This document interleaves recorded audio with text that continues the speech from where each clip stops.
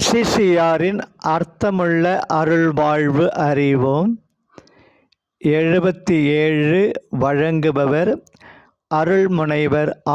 சூசைராஜா, Franciscan Capuchin. நாள் 17/3/2024 ஞாயிறு. அனைத்தும் உருமாறும் நீ மனம் மாறினால். உனக்கு தேவையானதை கற்றறி, தேவை இல்லாததை அறுத்தெறி.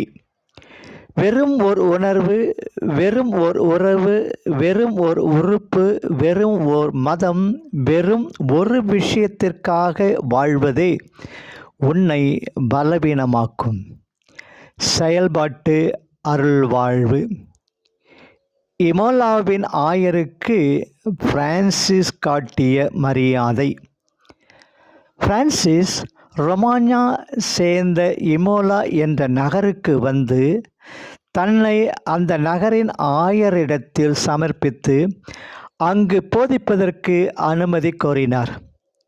அதற்கு அந்த ஆயர், சகோதரரை, என் மக்களுக்கு நான் போதிக்கிறேன், அதுவே போதுமானது என்று கூறினார்.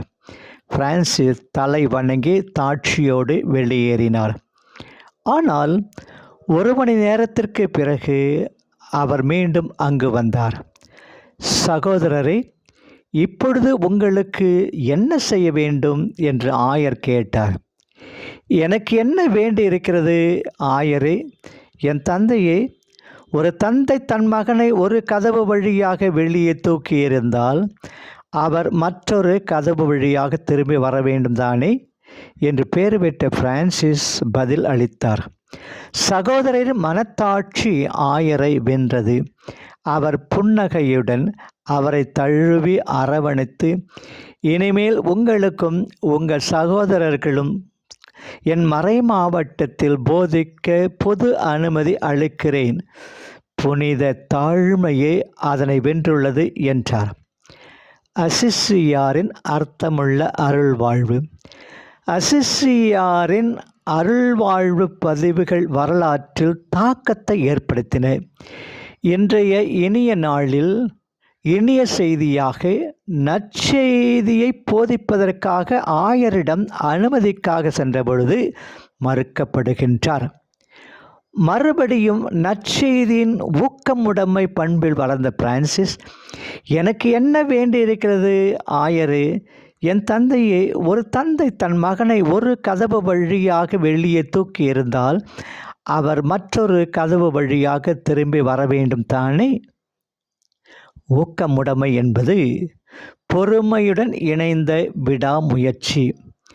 அது ஒருவரை கடுமையாக உழைப்பவராக ஆக்குகிறது. போட்டிகள் நிறைந்த இந்த உலகத்தில் ஒருவரை அவர் துணிச்சலுடன் மன உறுதியுடன் சமாளிப்பதற்கு உதவுவது ஊக்கமுடைமை. குறிப்பிட்ட கால எல்லைக்குள்ளாக முடிக்கக்கூடிய குறிக்கோளை வளர்க்கிறது. கடுமையான பணியை முடிக்கும் திறனை ஊக்கமுடைமை உருவாக்குகிறது. பின்னடைவுகளோ தோல்விகளோ எத்தனை நேரிட்டாலும் ஊக்கமுடைமை மகிழ்ச்சியுடன் அடைவதற்குரிய பொறுமையை ஊக்கமுடைமை வழங்குகிறது. ஊக்கமுடைமை மன நிறைவு தருகிறது. இலக்குகள் இல்லாமை, குறிக்கோள் இல்லாமை, அர்த்தமின்மை ஆகியவற்றை ஊக்கமுடைமை களைகிறது. ஊக்கம் உடைமையை கடைபிடிக்கும் வழிமுறைகள். 1. வீட்டு வேலையிலோ, படிக்கிற அல்லது வேலை செய்கிற நிறுவனத்திலோ முக மலர்ச்சியுடன் வேலைகளில் பங்கேற்றல். 2. ஒருவருடைய தனித்திறன்களையும் திறமைகளையும் ஆராய்தல். 3. படைப்பாற்றலை வெளிப்படுத்தும் வாய்ப்புகளை எதிர்நோக்குதல். 4. கல்வி பயிலுவதில் கவனம் செலுத்தி நாள்தோறும் திட்டமிட்டு முறையாக பயின்று வருதல். 5. வரம்பில்லாமல் அறிவை வளர்க்க முயலுதல். 6.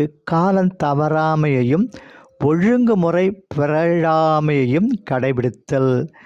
7. புத்தாக்க பணிகளில் ஈடுபடுதல், ப்ரொடக்டிவ் ஒர்க்ஸ்.